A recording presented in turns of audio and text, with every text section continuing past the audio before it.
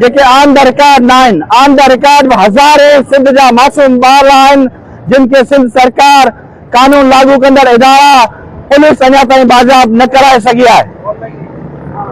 सिंध में हथ वठी अहिड़ी सूरत हाल ठाही रही आहे जो सिंध जा माण्हू टोलनि जी सूरत में उन्हनि इश्यूज़ ते उन्हनि मामलनि में भटकियल रहनि ऐं हे रियासत जा दलाल पंहिंजा मक़सद ऐं पंहिंजा मफ़ाद हासिल करे सघनि। मुंहिंजे साम्हूं जेका बिल्डिंग आहे चंद 100 विखुनि ते उनजे ऐवान में 168 सरकारी दलाल वेठा आहिनि जेके सिंध जो खाइनि था, सिंध जे वसीलनि ते धाड़ो हणी, पर जेका वंगार आहे उहा वफ़ाक़ जी ऐं रियासत जी वहनि था। छा आईजी चाहे, छा सिंध जो घरू वज़ीर चाहे त प्रिया कुमारी 2 कलाकनि में नथी मिली सघे? तव्हां सभिनी खे यादि हूंदो त 2004 में उन वक़्त जे सिंध जे घरू वज़ीर जी हिकु छोकिरी, उनजे ख़ानदान जी हिकु छोकिरी हितां कराची मां निकिती हुई ऐं नौशेर फिरोज जे आसपास में उन पसंद जो पलड़ो कयो। रऊफ़ सिद्दीकी साहब उन वक़्त नोटिस वरितो ऐं शाम जो 4 वॻे उहा छोकिरी नौशेर फिरोज जे उनजे आसपास मां बाज़ाब थी हिते उन वज़ीर आला हाउस में प्रेस कॉन्फ्रेंस करे ॾेखारियो त असां सिंध जे कहिड़े बि इलाइक़े मां किथे बि को माण्हू ईअं बाज़ाब करे सघूं था। छा तव्हांखे रऊफ़ सिद्दीकी जेतिरी गैरत न आहे त तव्हां पंहिंजी ज़ैल न्याणी खे बाज़ाब करायो? हर वक़्तु रोज़ नवां नाटक, 6वीं आईनी तरमीम मतिलबु तव्हां जज पंहिंजी मर्ज़ी सां गारे छॾियो, असां जेका पिटिशन खणी अचो तव्हां हुन ते पंहिंजी मर्ज़ी जा फ़ैसिला वठो। छा तव्हां उन्हनि कोर्टुनि मां इहा उमेद रखो था जेके जज सियासी तौर ते भर्ती थियनि ऐं उहे असां तव्हांजे हक़नि जो तहफ़ुज़ कंदा? उन करे हिननि इहा 6वीं आईनी तरमीम, टीका कानून ऐं हर क़िस्म जी तलवारूं असांजे गर्दन ते लटकायूं आहिनि त जीअं असांजो आवाज़ खे दबायो वञे ऐं असां आवाज़ बुलंद न करे सघूं। हे जनरल ज़रदारी हे आमरी जमहूरियत जो मॉडल जनरल आहे। हे को जमहूरी माण्हू न आहे, जमहूरी माइंडसेट ई न आहे। जमहूरियतूं ईअं न हूंदियूं आहिनि जो धरतीअ जे वसीलनि ते ईअं ई कब्ज़ा करे ॿियनि सूबनि खे रियासत जी मर्ज़ी सां ॾेई छॾीनि। हे 47 फार्म तहत आयल उहे कारा नाग आहिनि जेके सिंध जी ॻिची में ऐं धरती जी ॻिची में पियल आहिनि ऐं पाण सभिनी खे सुजाॻ थी उन्हनि खे कढणो पवंदो।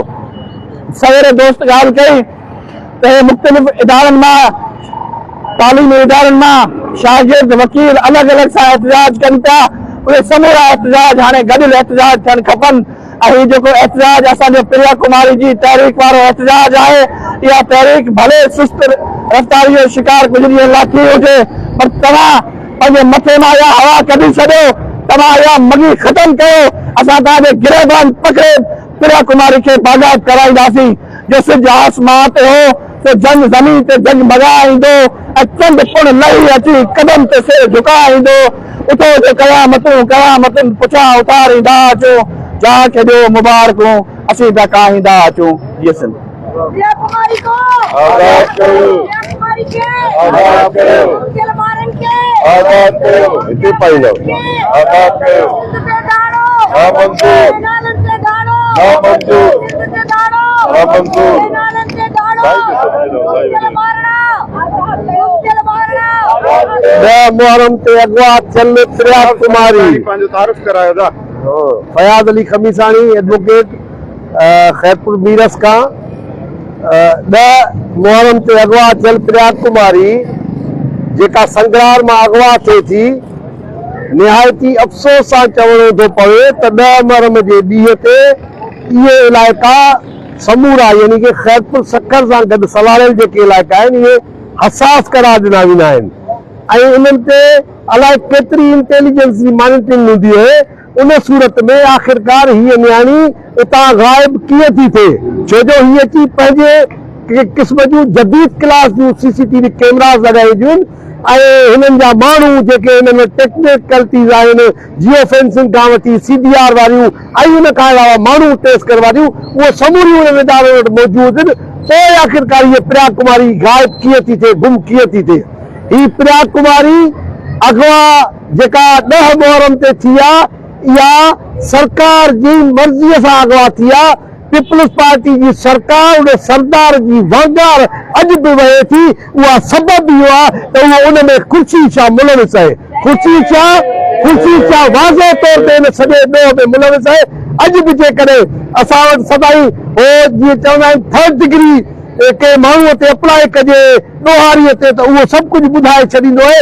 अॼु बि में ख़ुर्शी शाह जे मथां जेकॾहिं पुलिस पंहिंजी 3rd डिग्री इस्तेमालु करे थी, ॾिसो त हू पंहिंजे वात मां पर ॿिए खे सुराख मां इहो ॿुधाईंदो त प्रिया कुमारी फलाणी जॻह ते आहे।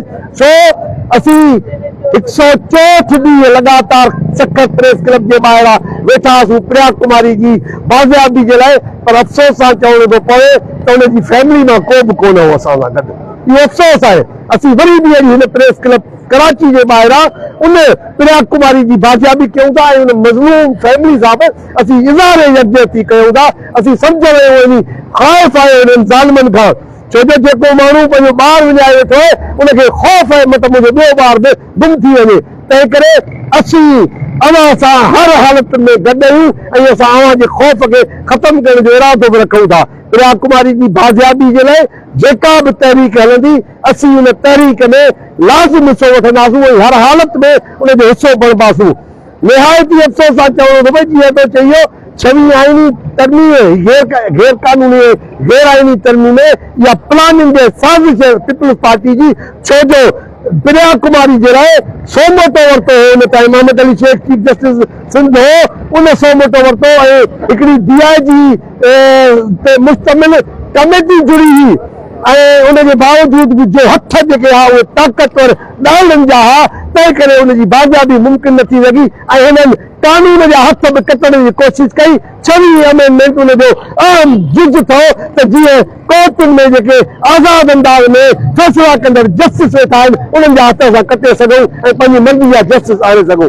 तंहिं करे असीं हिन 6वीं आईनी तरमीम जेका गैर आईनी आहे उनखे इन पस मंज़र में ॾिसूं था।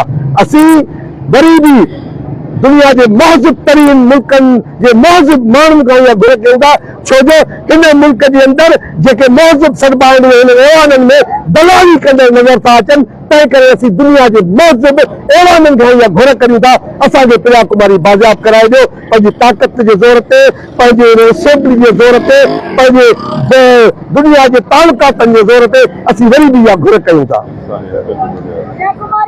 आज़ाद कयो, आज़ाद कयो, आज़ाद कयो, आज़ाद कयो।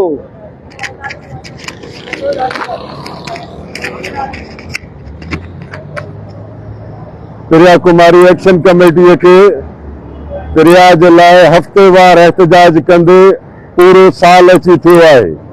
पोइ रमज़ान में ये जेका JIT तश्कील थी इन दौरान ही प्रिया एक्शन कमेटी पंहिंजो हफ़्तेवार एहतजाज शुरू कयो हुयो ऐं अॼु हिन पूरे साल गुज़रण खां पोइ असां जंहिं नतीजे ते पहुता आहियूं इहो आहे त हुकूमत जी विल ई न आहे, हुकूमत जो इरादो ई न आहे प्रिया कुमारी या जेके बि मज़लूम आहिनि असांजी हिन धरतीअ जा उन्हनि खे कोई इंसाफ़ फराहम करणु।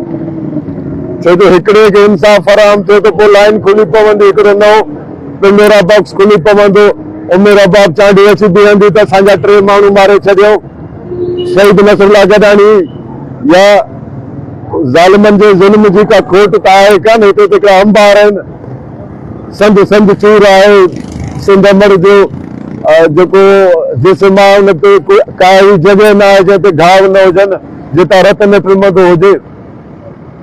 प्रिया कुमारी जे मामले में हिकु माण्हू सभ खां अहम आहे जंहिंजी विल न आहे, जेको नथो चाहे त प्रिया कुमारी आज़ाद थिए ऐं उहो आहे ख़ुर्शीद शाह। ही सैयद नाले जो रुगो सैयद आहे पर आल यज़ीद आहे। बेशक यज़ीद बि अहिड़ा कम न कया हूंदा जहिड़ा हिन कया आहिनि। 10 मुहर्रम ते मासूम न्याणीअ खे सबील हलाईंदे अगवा कराए हिन महिल ताईं उनजे केस खे सीधी तरह सां हलण नथो ॾे। जॾहिं सहाफ़ी हुन खां पुछंदा त प्रिया कुमारी ते छा थियो त चवे थो त तव्हांखे यादि छो आई आहे प्रिया कुमारी। शर्म नथो अचेसि त मुंहिंजे इलाइक़े मां हिकिड़ी न्याणी सालनि खां वठी अगवा आहे उन जे लाइ मां त आवाज़ नथो उथारियां, दुनिया पे थी आवाज़ उथारे, त मां वरी उन्हनि ते बि एतिराज़ सोचां त तव्हां छो था आवाज़ उथारियो। सो खुर्शीद शाह खे ई असां सोली वाहिद अकेलो प्रिया कुमारी जो मुजरिम सम्झूं था, ऐं उन सां गॾु हिंदू पंचायत ईश्वरलाल इहे सभु बि उन जा साथारी आहिनि, इहे उन जा फैसिलिटेटर आहिनि। इन्हनि हमेशह प्रिया जी फैमिली या प्रिया जे लाइ आवाज़ उथारींदड़ माण्हुनि खे हिकिड़ो माठो कयो आहे, उन जे आवाज़ खे दॿाइण जी कोशिशि कई आहे। सो प्रिया जा अगरि ॿ जवाबदार पुछो त हिकिड़ो ईश्वरलाल, ॿियो खुर्शीद शाह मुख्य जवाबदार आहे। हाणे अचो त सिंध जा ॿिया बि तमामु वॾा अहम इशूज़ आहिनि, कैनालनि जा, ज़मीननि जा, या छवी आइनी तरमीम, ऐं हिकिड़ो अजब विॻाइणप वारो माहौल आहे। असां रुगो प्रिया कुमारी जे लाइ अची एहतजाज था कयूं, के ॿिया था अचनि, उहे पंहिंजियूं नौकरियुनि या ॿिया के हिकिड़ा पंहिंजी डिमांड्स खणी करे अचनि था पिया। दर हक़ीक़त असां सभु विक्टिम आहियूं, मुतासिरीन आहियूं हिन सिस्टम जा, हिन हुकूमत जा सभई। प्रिया कुमारी एक्शन कमेटी हमेशह खां इहो अर्ज़ु गुज़ारिश रखंदी आई आहे त आचर जे ॾियारे खे क़ौमी ॾियारी जे तौर ते करे मल्हायो, पंहिंजा पंहिंजा बैनर खणी अचो, तव्हांखे जेका बि तकलीफ़ आहे असां प्रिया कुमारी जो खणी ईंदासीं, शहीद नसरुल्लाह जो खणी ईंदासीं, नवीद लाशारी जो खणी ईंदासीं, तव्हां कैनालनि जो खणी अचो, ॿियो को जेके मामलात आहिनि अचो त गॾिजी करे एहतजाज कयो। ऐं इहो मैसेज सिर्फ़ु अवाम जे लाइ न आहे, असांजा जेके लीडर्स आहिनि, जेके असांजा अॻवान आहिनि, क़ौमी अॻवान, उन्हनि सभिनीनि खे अखि पटण जी ज़रूरत आहे हिन महिल। त अवाम त उथी चुकी, अवाम त ॾेखारे पई, तव्हां हाणे गॾिजी ॾेखारियो। अगरि असांजी क़यादत गॾिजी थी वञे त हिकिड़ी तमामु वॾी तहरीक तमामु नंढड़े टाइम में पैदा करे सघिजे थी पई, ऐं हिन बेलगाम जेको हिकिड़ो फील मस्त आहे, इनखे मुहारी पकड़े, इनजे नक में नकेल विझी इनखे झुकाए सघिजे थो, इनखे विहारे सघिजे थो पियो।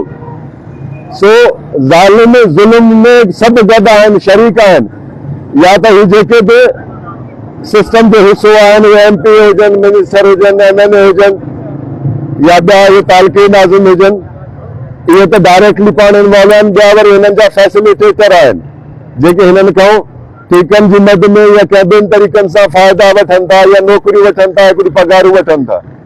उन्हनि खां अलावा ॿियो को बि हिननि सां गॾु न आहे। अवाम सॼी पीढ़ी चुकी आहे, अवाम बैंक करप्ट थी चुकी आहे। कुझु ढकल आहिनि इंसान जेके अञा ताईं उहा नफ़्सा नफ़्सी वारो आलम शुरू न थियो आहे, न त इहो बि तमामु जल्द ॾिसंदो, हिकु तमामु वॾो कियास पैदा थींदो। तंहिंजे करे असां जी क़ौम जंहिं जाइ ते बीठी आहे, हिते सवाइ इतिहाद जे ॿियो को असां वटि हल न आहे। मज़हबनि खां मथे थी करे, बिरादरियुनि खां मथे थी करे, कंहिं बि मतभेद खां मथे थी करे इंसानियत जी बुनियाद ते इतिहाद पैदा कयो पाण में। ऐं सिंध धरतीअ जा जेके सूर आहिनि उन्हनि खे मुंहिंजो ॾियो।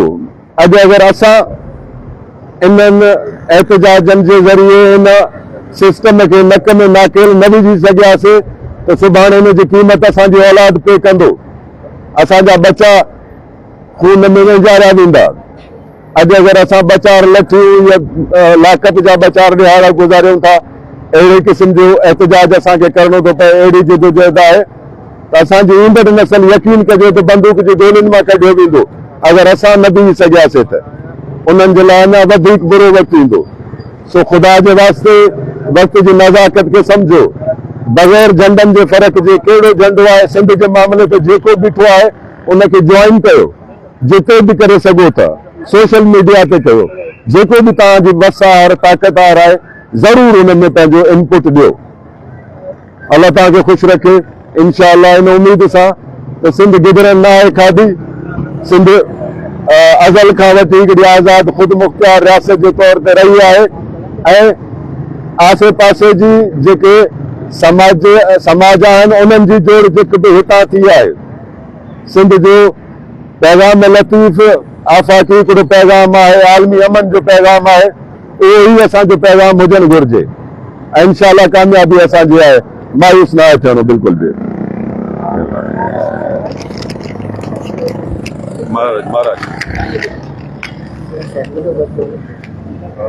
मां किशोर कुमार माखीजा जमायत इस्लामी यूसीफा गुलशन इकबाल जो काउंसलर आहियां।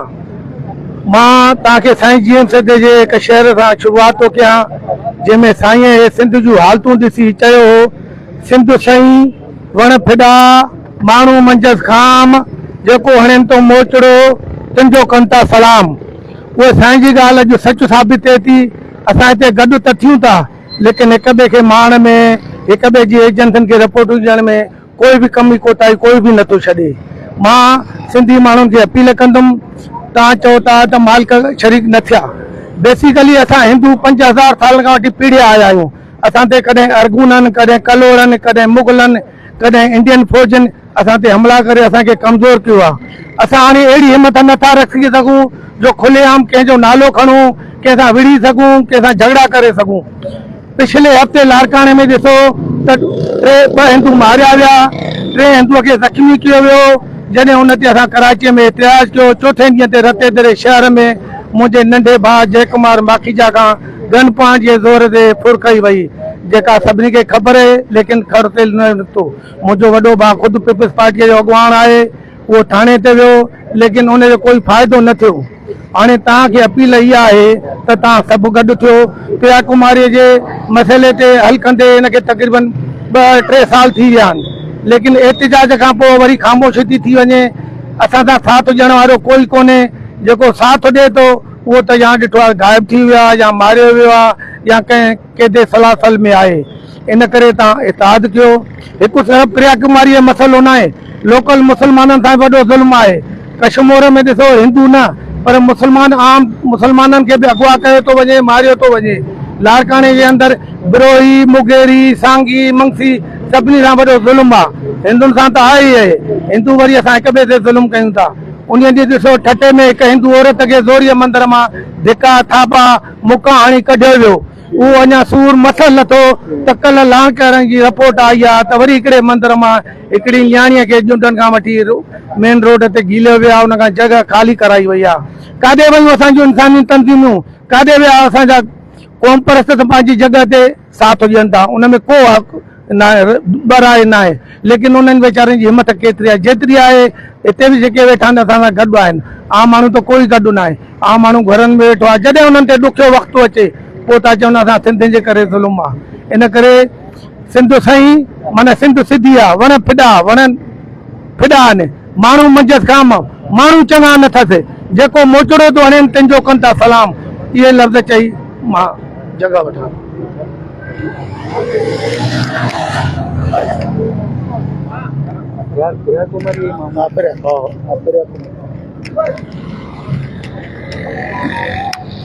जा विख वधी लाल लधी ही जोश भी जारी रखणो आहे। जो पेर हटियो सो पेर कटियो ही खौफ भी तारी रखणो आहे। प्रिया कुमारी जेका काफ़ी टाइम खां वठी करे असांजी सिंध जी न्याणी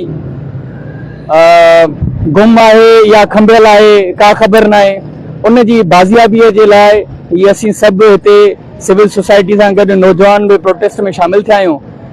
असां सभिनी जी इहा ई घुर त प्रिया कुमारी खे जल्द खां जल्द बाज़ियाब करायो वञे आज़ाद कयो वञे आज़ाद करायो वञे। जे अगरि तव्हां हुकूमती धुर जेके आहिनि वॾेरा आहिनि पीर आहिनि मीर आहिनि जागीरदार आहिनि जेके बि आहिनि जे अगरि तव्हां धुर आहियो त तव्हां इज़त सां ऐं ख़ुशि असलूबीअ सां आज़ाद करियो। जे अगरि तव्हां धुर न आहियो त कानूनी तौर ते इंसानी हक़नि जे हवाले सां तव्हांजे मथां इहो हक़ थो बणिजे त असां दबाव विझूं ऐं तव्हांखे चऊं तव्हां खां घुर कयूं त तव्हां असांखे असांजी न्याणी प्रिया कुमारी आज़ाद कराए ॾियो। दुनिया में जेका ॿिया मुल्क आहिनि उते इंसानी हक़ जहिड़ी तरह सां ॾिना वेंदा आहिनि उहा त अलॻि जी ॻाल्हि आहे पर जेके जानवरनि जा हक़ हूंदा आहिनि उहे बि असां सोशल मीडिया ते ॾिसी करे ॾंदे आङुरियूं अची वेंदियूं आहिनि त हीउ जानवरनि सां हिननि जो कहिड़ो वर्ताव आहे। ऐं हिते असांजे नियाणियुनि सां ऐं असांजे आम माण्हुनि सां उन खां अलावा हिते जेके माइनॉरिटीज़ आहिनि जिन माइनॉरिटीज़ लाइ तव्हांखे रमज़ान में अलॻि सां कानून ॾिनल आहिनि जिन माइनॉरिटीज़ लाइ तव्हांखे मज़हब जे हवाले सां हाले उन्हनि खे रिलीफ ऐं लीनियंसीस ॾिनल आहिनि, उन्हनि खे तव्हां पोइ जीअण जो हक़ छो नथा ॾियो? उन्हनि जी नियाणियुनि खे तव्हां तंग छो था करियो? उन्हनि जी नियाणियुनि खे तव्हां खंबो छो था? सो असां कानूनी शागिर्द हुअण जे नाते ऐं नौजवान हुअण जे नाते गवर्नमेंट खां ऐं सुञाण धुरनि खां जेके इन शइ में जिन जी हथी आहे उन्हनि खे इहा असां घुर था कयूं उन्हनि खां त प्रिया कुमारी खे बाज़ियाब करायो वञे। इन जे लाइ न सिर्फ़ अॼु हिते प्रेस क्लब ते पर इन जे लाइ सालनि खां वठी करे असीं एहतिजाज करियूं पिया। पोएं साल असां लाहौर में, छो जो लाहौर में हुते पढ़ां पियो, पोएं साल असां लाहौर जे प्रेस क्लब आॾो बि अहिड़ी तौर ते जेको आहे हुते एहतिजाज कयो हुयोसीं जिते असीं इहा ई घुर रखी हुईसीं त प्रिया कुमारी खे आज़ादु कयो वञे। सो असां सभिनी जी इहा ई डिमांड आहे त प्रिया कुमारीअ खे आज़ादु कयो वञे।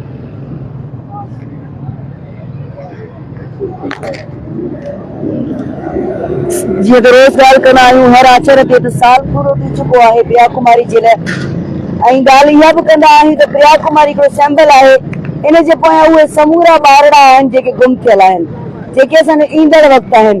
अॼु वरी हिन प्लेटफॉर्म ते आचर जो ॾींहुं आहे, साल थी चुको आहे, वरी साॻी ॻाल्हि कयूं था त ख़ुशी छा थोरो वक़्तु ॾियूं था, अञा बि वक़्तु अथई, सोचे वठि, न त तुंहिंजो दर असां खां परे कोन्हे। पोइ 5, 10 ॼणा, 20 ॼणा या 2 ॼणा तुंहिंजे दर ते अची वेही रहंदासीं, तोखे प्रिया कुमारी ॾियणी पवंदी।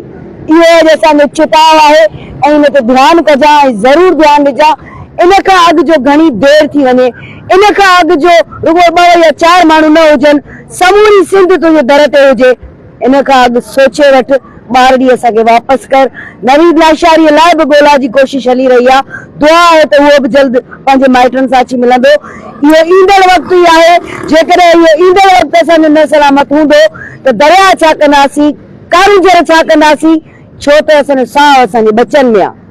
उन खां पोइ इहे समूरी शयूं आहिनि जेके असां पंहिंजे बचनि लाइ घुरूं था।